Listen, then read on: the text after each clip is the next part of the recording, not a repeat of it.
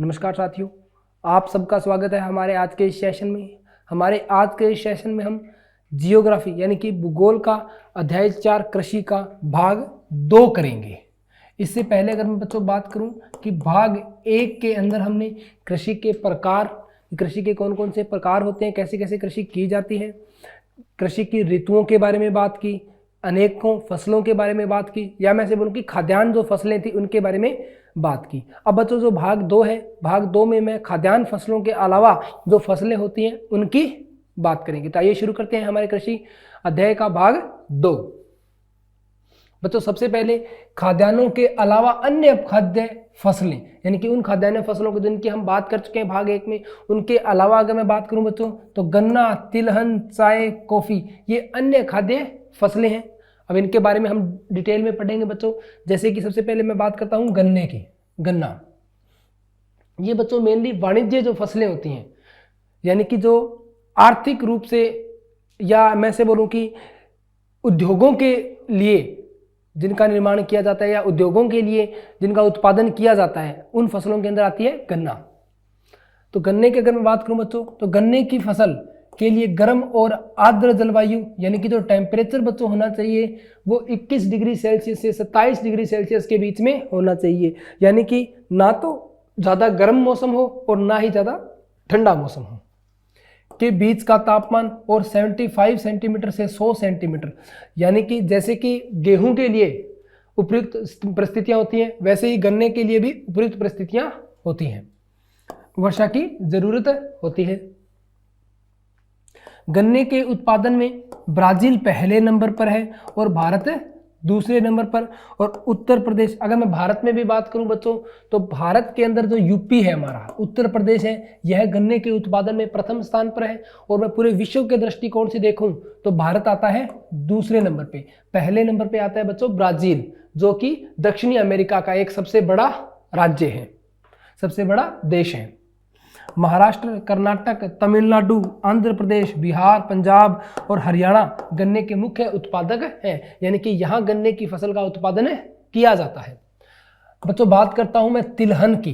भारत तिलहन का सबसे बड़ा उत्पादक है। देखो बच्चों गन्ने की हमने बात की अभी, तो गन्ने के उत्पादन में भारत दूसरे नंबर पे था, जबकि अगर मैं बात करूं तिलहन की तो तिलहन के उत्पादन में भारत पहले नंबर पर आता है, जिसके अंदर मूंगफली, सरसों, नारियल, तिल, सोयाबीन, अरंडी, बिनोला, अलसी और सूरजमुखी भारत के मुख्य तिलहन है। यानी कि तिलहन फसलों के अंतर्गत भी अगर मैं बात करूं बच्चों तो ये जो निम्न फसलें हमने बात की है जैसे कि मूंगफली, सरसों, नारियल, तिल, सोयाबीन, अरंडी, बिनोला, अलसी, सूरजमुखी, ये जो फसलें हैं बच्चों ये हमारे मेनली तिलहन फसलों के अंदर आती हैं। अब सबसे पहले मैं बात करता हूं बच्चों मूंगफली की। अब तिलहन फसलों के अंदर सबसे पहली जो फसल है बच्चों वो है मूंगफली। भारत में पैदा होने वाले तिलहन में मूंगफली का हिस्सा 50% है, यानी कि जितनी भी ये तिलहन फसलें हैं उनका 50% हिस्सा जो है बच्चों वो मूंगफली ही है। मूंगफली को गरीब का बादाम भी कहा जाता है। आंध्र प्रदेश मूंगफली का सबसे बड़ा उत्पादक है। अगर वैसे मूंगफली के सबसे बड़े उत्पादक की बच्चों में बात करूं तो जो आंध्र प्रदेश राज्य है भारत का, यह मूंगफली का सबसे बड़ा उत्पादक राज्य है। इसके बाद तमिलनाडु, कर्नाटक, गुजरात और महाराष्ट्र का स्थान आता है। मूंगफली एक खरीफ की फसल है। अब बच्चों जैसे कि हम इस अध्याय के भाग 1 में बात कर चुके हैं खरीफ की फसलों की, तो खरीफ की फसलों का बच्चों जो समय रहता है वो रहता है जुलाई से लेके अक्टूबर नवंबर तक, यानी कि इनको सितंबर अक्टूबर तक काट लिया जाता है। ये होता है बच्चों खरीफ की फसलों का कार्यकाल या समय। अलसी और सरसों रबी की फसलें। जैसे बच्चों मूंगफली खरीफ की फसल थी, ऐसे ही अगर मैं बात करूं अलसी और सरसों की, ये रबी की फसल है। रबी की फसल यानी कि वे फसलें जिनकी बुआई अक्टूबर नवंबर के अंदर की जाती है और कटाई अप्रैल मई के अंदर की जाती हैं, वे सभी रबी की फसलों के अंतर्गत आती हैं। तिल उत्तरी भारत यानी कि जम्मू कश्मीर, पंजाब, उत्तराखंड, हरियाणा, इनकी बात कर रहा हूं बच्चों, में खरीफ की फसल है और दक्षिण में रबी की फसल है। यानी कि बच्चों ये स्थिति के अनुसार चेंज भी हो रही है। जैसे कि तिल की अगर मैं बात करूं तो उत्तरी भारत में ये खरीफ की फसल है। खरीफ की फसल यानी कि उत्तरी भारत के अंदर ये गर्मियों के मौसम में उगाई जाती है, जबकि दक्षिणी भारत के अंदर ये सर्दियों के मौसम में, क्योंकि दक्षिणी भारत में सर्दियों के अंदर जो तापमान रहता है उत्तरी भाग में वही तापमान गर्मियों में रहता है। यानी कि एक विशेष जो इनके लिए परिस्थितियों की जो आवश्यकता थी वो परिस्थितियां इनको प्रदान की जाती है। अरंडी को रबी और खरीफ दोनों मौसमों में उगाया जाता है। अरंडी बच्चों एक ऐसी फसल है जिसको किसी भी सीजन में उगाया जा सकता है। अब बात करता हूं बच्चों चाय की। जैसे कि हम पहले भी बात कर चुके हैं, चाय का जो मुख्य उत्पादक बागान जो है चाय के वो असम और पश्चिम बंगाल में स्थित है। उष्ण और उपोष्ण कटिबंधीय जलवायु चाय की फसल के लिए अच्छी होती है। इसके लिए गहरी मिट्टी और सुगम जल निकास वाले दलुआ क्षेत्रों की जरूरत पड़ती है। चाय के उत्पादन में गहन श्रम की आवश्यकता होती है। यानी कि बच्चों उसके उत्पादन में जब उसकी पत्तियों को इकट्ठा किया जाता है तो उसकी हरेक पादप की हरेक पौधे की एक एक पत्ती को अलग किया जाता है, तो जो श्रम जो होता है इसके अंदर वो काफी ज्यादा होता है। आप देख सकते हो बच्चों ये चाय के बागानों की एक फोटो जो आपको दिखाई दे रही है। असम, पश्चिम बंगाल, तमिलनाडु और केरल चाय के मुख्य उत्पादक हैं। दार्जिलिंग की पहाड़ियां अपनी खास चाय के लिए मशहूर है। भारत चाय का सबसे बड़ा उत्पादक है। अगर चाय के उत्पादक की बात आए बच्चों तो चाय का उत्पादक सबसे बड़ा कौन है? भारत है। इसके अलावा बच्चों अगर कॉफी की बात करूं तो कॉफी का सबसे बड़ा उत्पादक जो है बच्चों वो ब्राजील है, जबकि चाय का सबसे बड़ा उत्पादक भारत है।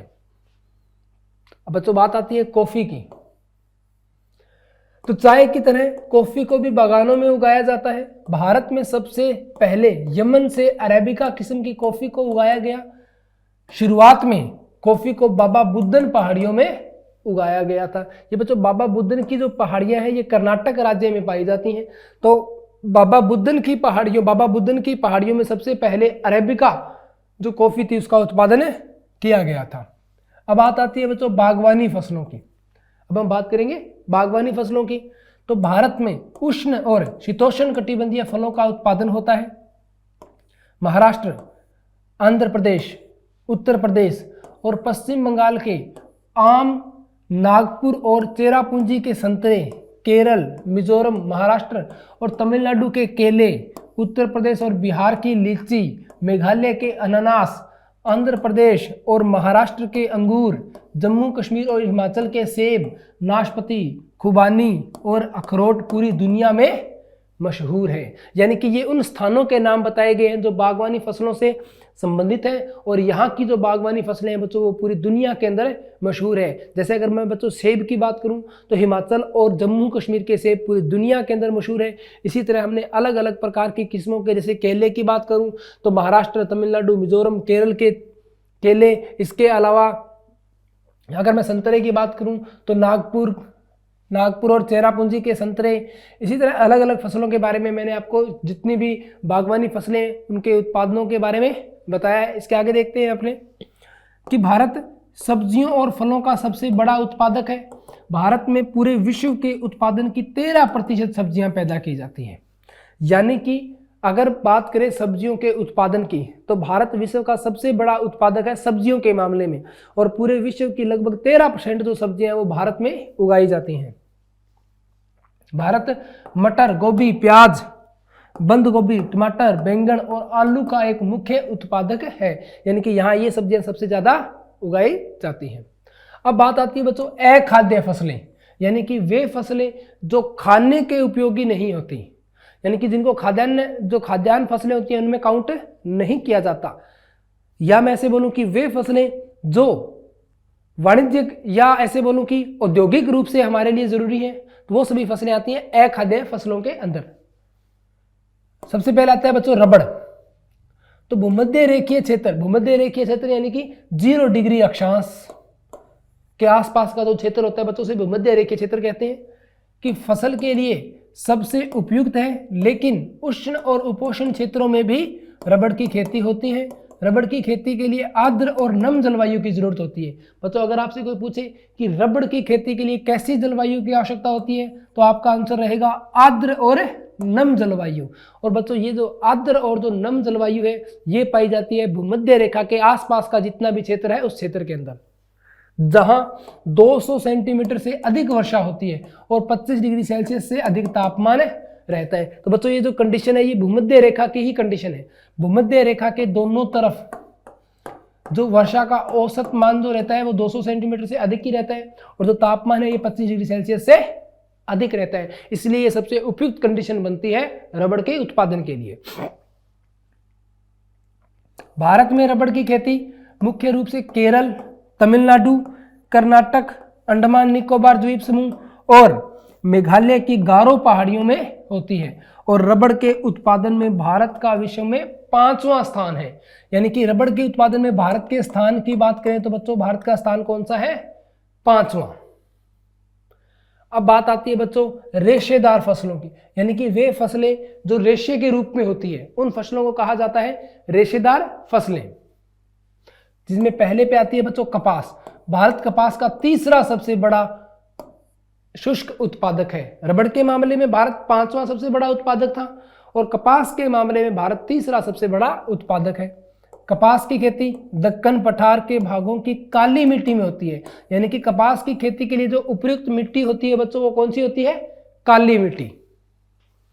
कपास की अच्छी पैदावार के लिए उच्च तापमान, हल्की वर्षा, 210 पाड़ा रहित दिन और तेज धूप की जरूरत होती है और कपास की फसल को पकने में 6 से 8 महीने लगते हैं। यानी कि जो समय लगता है बच्चों कपास की फसल के लिए वो 6 से 8 महीने लगते हैं। ये बेसिक बातें बताई गई है बच्चों कि काली मिट्टी होनी चाहिए, हल्की वर्षा, उच्च तापमान और लगभग तेज धूप और लगभग 6 से 8 महीने का समय लगता है। महाराष्ट्र, गुजरात, मध्य प्रदेश, कर्नाटक, आंध्र प्रदेश, तमिलनाडु, हरियाणा और उत्तर प्रदेश कपास के मुख्य उत्पादक है। यानी कि मेनली भारत के जो दक्कन के जो राज्य हैं, जैसे कि बच्चों अगर मैं बात करूं भारत के दक्कन के राज्यों की, ये मान लो भारत है तो बच्चों ये दक्कन का पठार है, तो इस क्षेत्र के अंदर ज्यादातर कपास की पैदावार होती है। जूट बच्चों ये भी एक रेशेदार फसल है, तो जूट के लिए अच्छी जल निकासी वाली बाढ़ के मैदानों की उपजाऊ मिट्टी की जरूरत होती है। जल निकासी यानी कि यहाँ जल ठहरना नहीं चाहिए, जल लगातार चलता रहना चाहिए, इसके लिए निकासी की व्यवस्था अच्छी होनी चाहिए। जूट के मुख्य उत्पादक हैं पश्चिम बंगाल, बिहार, असम, उड़ीसा और मेघालय। प्रौद्योगिकी और संस्थागत सुधार, अब मैं बात करूंगा बच्चों इनके अंदर सुधारों की कि कृषि के अंदर कौन कौन से सुधार किए गए हैं समय समय पर और उनके क्या परिणाम रहे हैं। स्वतंत्रता के पश्चात देश में संस्थागत सुधार करने के लिए जोतों की चकबंदी, सहकारिता तथा जमींदारी आदि समाप्त करने की प्राथमिकता दी गई। इसके बाद प्रथम पंचवर्षीय योजना में भूमि सुधार मुख्य लक्ष्य था। यानी कि प्रथम पंचवर्षीय योजना जो बच्चों 1952 के अंदर लाई गई थी, 1951 से 56 के अंदर लाई गई थी बच्चों, तो उसके अंदर जो टारगेट रखा गया था वो कृषि या भूमि सुधार के या कृषि को एक मुख्य लक्ष्य मानते हुए आगे बढ़ा गया था। पैकेज टेक्नोलॉजी पर आधारित हरित क्रांति और श्वेत क्रांति, बच्चों ये जो हरित क्रांति का संबंध है ये भी कृषि से है और श्वेत क्रांति का संबंध भी कृषि उत्पादों से है। विकास कुछ क्षेत्रों तक सीमित, अगर इसके विकास की बात करूं तो 1980 और 1990 के दशकों में व्यापक भूमि विकास कार्यक्रम शुरू हुआ जो संस्थागत और तकनीकी सुधारों पर आधारित था और सूखा, बाढ़, चक्रवात, आग तथा बीमारी के लिए फसल बीमा के प्रावधान किए गए। यानी कि ये सब कुछ प्रावधान धीरे धीरे लागू किए गए कृषि के विकास के अंतर्गत। किसानों को कम दर पर ऋण सुविधाएं प्रदान करने के लिए ग्रामीण बैंकों, सहकारी समितियों और बैंकों की स्थापना की गई ताकि किसान ऋण लेकर अपनी फसल का उत्पादन कर सके, उसमें आवश्यक जो खर्चा है वो प्राप्त कर सके और जैसे ही फसल से उपज प्राप्त हो उसको बेचकर उस कर्जे को उतारकर अपना जो लाभ बनता है वो कमा सके। किसान क्रेडिट कार्ड और व्यक्तिगत दुर्घटना बीमा योजना शुरू की गई। आकाशवाणी और दूरदर्शन पर किसानों के लिए मौसम की जानकारी के बुलेटिन और कृषि कार्यक्रम प्रसारित करना, यानी कि किसानों को मौसम को देखते हुए फसलों के उत्पादन के बारे में बताया जाना, मौसम खराब होने के परिस्थितियों के अंदर पहले से अवगत कराना, ये सब कुछ इनके अंदर शामिल था। किसानों को बिचौलियों और दलालों के शोषण से बचाने के लिए न्यूनतम सहायता मूल्य यानी कि एमएसपी और कुछ महत्वपूर्ण फसलों के लाभदायक खरीद मूल्यों की सरकार घोषणा करती है। यानी कि कुछ फसलें ऐसी हैं जिनके ऊपर एमएसपी निर्धारित किया जाता है और उसी एमएसपी पे सभी लोग उस फसल को खरीदने के लिए बाध्य होते हैं। कृषि की राष्ट्रीय अर्थव्यवस्था, रोजगार और उत्पादन में योगदान। अब कृषि के योगदान की अगर मैं बात करूं बच्चों तो सकल घरेलू उत्पाद यानी कि जीडीपी में कृषि का योगदान। बच्चों भारत की जीडीपी में अच्छा खासा योगदान है कृषि का। जनसंख्या के लिए योगदान, आजीविका का साधन। आज भारत की जनसंख्या का लगभग 70% अगर मैं बात करूं तो कृषि पर ही निर्भर करता है। भारत सरकार ने आधुनिकीकरण के लिए भरसक प्रयास किए हैं, यानी कि कैसे कृषि को और आधुनिक किया जा सकता है। भारतीय कृषि अनुसंधान परिषद ICMR, भारतीय कृषि अनुसंधान परिषद व कृषि विश्वविद्यालयों की स्थापना, यानी कि कृषि के बारे में उचित प्रबंधन को सिखाया जा सके, उसकी तकनीकों के बारे में सिखाया जा सके और नए नए एक्सपेरिमेंट किए जा सके। पशु चिकित्सा सेवाएं और पशु प्रजनन केंद्रों की स्थापना की गई ताकि इस मामले में भी, क्योंकि देखो पशु चारण जो होता है, पशु जो होता है या पशु व्यापार जो होता है, ये भी कृषि से ही जुड़ा हुआ व्यापार है। बागवानी विकास, बागवानी फसलें जो होती हैं जैसे कि फ्रूट्स जिसके अंदर काउंट करते हैं अपने, उनका विकास करना। मौसम विज्ञान और मौसम के पूर्वानुमान के क्षेत्र अनुसंधान और विकास, यानी कि मौसम के पूर्वानुमान लगाना कि इस बार मौसम, यानी कि जो अगर मैं बात करूं कि इस बार मानसून जो रहेगा वो कैसा रहेगा, तो मानसून के बारे में बताना। सकल घरेलू उत्पाद में वृद्धि। अब वृद्धि प्रतिशत की अगर मैं बात करूंगी कैसे सकल घरेलू उत्पाद में वृद्धि हुई, तो 2013-14 के अंदर जो कृषि का जो हिस्सा था वो 4.2% था, जो कि 14-15 में थोड़ा सा कम हुआ और 15-16 में एक बार फिर से बढ़ गया। उद्योगों का हिस्सा 5% था, जो 5.9, 7.3 यानी कि प्रति वर्ष बढ़ता ही जा रहा है। सेवाओं यानी कि जो तृतीय क्षेत्र के अंदर आती है 7.8 से 10.3 और 10.3 से 9.2। और सकल घरेलू उत्पाद की अगर बात करूं तो 6.6 रहा था और 2014-15 में 7.2 रहा था और 15-16 में 7.6% रहा था। अब बच्चों मैं बात करता हूं हरित क्रांति की। जैसे अपने पहले भी बता चुके, हरित क्रांति का संबंध था बच्चों कृषि से। तो आइए देखते हैं हरित क्रांति के अंदर क्या हुआ था। हरित क्रांति की शुरुआत 1960 और 1970 के दशक में हुई। इस क्रांति का मुख्य उद्देश्य था कृषि उपज को बढ़ाना, यानी कि प्रति हेक्टेयर के अंदर जो कृषि का उत्पादन होता है उस उत्पादन को बढ़ाना। क्योंकि बच्चों हम जमीन तो नहीं बढ़ा सकते, वो तो हमारे पास सीमित है, तो हम क्या कर सकते हैं, प्रति हेक्टेयर उत्पादन की क्षमता को बढ़ा सकते हैं। तो ये इसी पर निर्भर थी। इस क्रांति से नई टेक्नोलॉजी और अधिक उपज देने वाले बीजों के इस्तेमाल पर जोर दिया गया। हरित क्रांति के परिणाम सुखद आए, खासकर पंजाब और हरियाणा में, यानी कि वहां प्रति हेक्टेयर के अंदर उत्पादन काफी ज्यादा बढ़ गया। अब बच्चों बात करता हूं श्वेत क्रांति। बच्चों श्वेत क्रांति का संबंध था दूध से। आप देख सकते हो श्वेत क्रांति का संबंध था दूध से। तो श्वेत क्रांति ऑपरेशन फ्लड की शुरुआत दूध के उत्पादन को बढ़ाने के लिए हुई थी और 1980 और 90 के दशकों में भूमि विकास के लिए एक व्यापक कार्यक्रम शुरू किया गया। इस कार्यक्रम में संस्थागत और टेक्नोलॉजिकल दोनों पहलुओं पर जोर दिया गया। किसानों को नुकसान की भरपाई के लिए बाढ़, सूखा, चक्रवात, आग और बीमारी के लिए फसल बीमा की सुविधा दी गई। जैसे कि जो कि मैंने आपको पहले भी बताया कि फसल बीमा योजना की शुरुआत की गई। किसानों को आसानी से कर्ज मुहैया कराने के लिए ग्रामीण क्षेत्रों में ग्रामीण बैंक और कोऑपरेटिव सोसाइटियां खोली गई। किसानों के फायदे के लिए किसान credit card, personal accident insurance scheme और कई अन्य स्कीमों को लाया गया। यानी कि कहीं ना कहीं अगर मैं बात करूं किसानों की उपज को बढ़ाने का, किसानों की आय को बढ़ाने का प्रयास किया गया। सरकारी टेलीविजन चैनल और रेडियो पर कृषि से संबंधित कार्यक्रम प्रसारित किए जाते थे और मौसम की बुलेटिन भी आती थी। सरकार न्यूनतम समर्थन मूल्य यानी कि MSP की घोषणा करती थी और उस मूल्य पर सरकार किसानों से अनाज खरीदती थी ताकि बिचौलियों के कुचक्र को तोड़ा जा सके। इन सब बातों के बारे में बच्चों मैं आपको इस अध्याय में पहले भी बता चुका हूं। अब बात करता हूं बच्चों मैं वर्तमान स्थिति की, कि वर्तमान स्थिति कैसी है। आज के अगर मैं हिसाब से बात करूं तो वर्तमान में कृषि क्षेत्र की हालात अच्छी नहीं है। इस क्षेत्र में विकास तेजी से नीचे गिर रहा है, यानी कि कृषि से लोग जुड़ना कम हो गए हैं, वहां से लोगों की निकासी प्रारंभ हो गई है, क्योंकि बच्चों जो जमीनें हैं वो लगातार बंटती जा रही हैं, ये छोटे छोटे टुकड़ों में बंटती जा रही है। अब जब छोटे टुकड़ों में रह जाएगी तो वहां उपज अच्छी नहीं होती, तो लोग फिर रोजगार के लिए शहरों की ओर पलायन कर रहे हैं। शुल्क में कटौती के कारण यहाँ के किसानों को अंतर्राष्ट्रीय बाजारों से कड़ी टक्कर मिल रही है। कृषि क्षेत्र में निवेश नहीं हो पा रहा है और इस क्षेत्र में रोजगार के नए अवसर नहीं पनप रहे हैं, यानी कि ये सीमित हो चुका है बच्चों। ये पहले जितना दायरा था, इसका जितना दायरा था उतना ही दायरा आज भी है, यानी कि इसका दायरा नहीं बढ़ पा रहा है।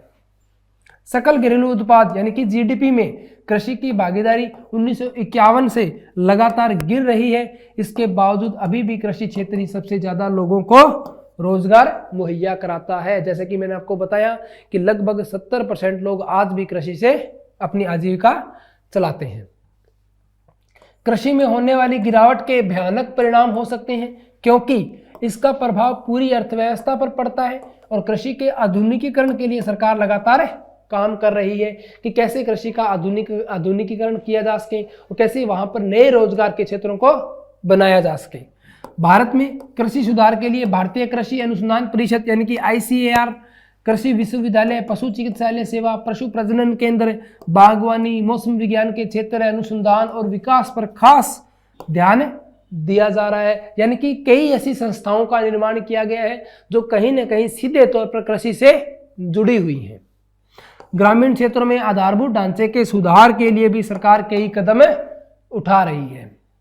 तो बच्चों, इसी के साथ हमारे इस अध्याय का भाग 2 भी यही समाप्त होता है।